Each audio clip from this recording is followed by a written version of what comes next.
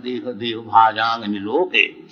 चाहिए कुछ, शरीर जब मिला है हमको कुछ खाने को चाहिए, ये तो जरूरी बात है, और सोने का भी जगह चाहिए, और इंद्रिय है उसको भी थोड़ा भोग चाहिए, और वैसे भी किस तरह से निवृत्ति हो, ये जरूरी है। बाकी इसी के लिए केवल जीवन है, ये महामूर्खता है। जीवन का और कुछ उद्देश्य है। वो उद्देश्य क्या है? तपस्या, दिव्यम, दिव्य चीज लाभ करने के लिए तपस्या। इसलिए समाज का विभाजन है। जब ब्राह्मण, क्षत्रिय, वैश्य, शूद्र, जो ब्राह्मण लोग जो है वो अपना जीवन में तपस्या किस तरह से करने होता है दिखाता है। समो दमो तितिक्षा आर्जव ज्ञानम विज्ञानम आस्तिकम ब्रह्म कर्म स्वभाव, वो दिखाते हैं, दिखाकर सिखाते हैं। इसलिए ब्राह्मण शिक्षक है, गुरु है, शास्त्र में बताया गया है। और क्षत्रिय ब्राह्मण से उपदेश लेकर के प्रजा जिस तरह से जीवन यापन करने से उसको उपकार होगा, ये क्षत्रिय का काम है।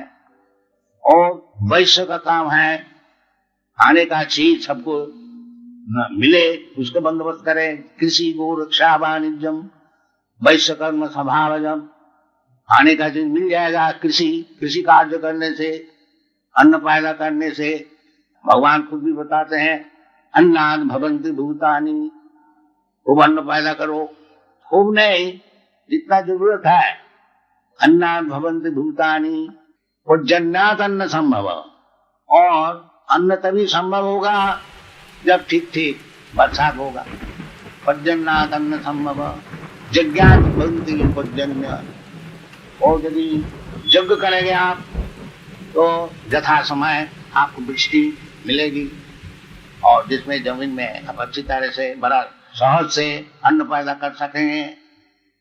यज्ञात् भवन्ति पर्जन्य पर्जन्यात् अन्न संभव, ये सब शास्त्र में विधि है।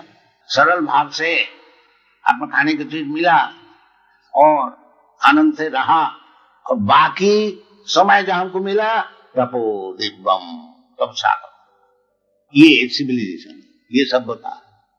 और ये सभ्यता नहीं है, ये केवल सुअर का ऐसे दिन भर कहाँ गु है देखो जी देखो जी, दिस इज नॉट सिविलाइजेशन। नायक देह देहो आजांग निलोके कष्टान, और उसके लिए दिन भर परिश्रम करना है। इदम अद्दा मया लब्धम इदम प्राप्ति पुनर्धनम, ये जो आसुरिक सिविलाइजेशन है, अब तो इतना रुपया मिल गया है, अब इतना और चाहिए, इतना बैंक बैलेंस होना चाहिए। इसी तरह से सारा जीवन सुअर ऐसे परिश्रम करके केवल खाने सोने और संभोग करने के लिए, ये जो सभ्यता है, कम से कम मनुष्य जीवन में ये कुछ नहीं, तपस्या करनी चाहिए।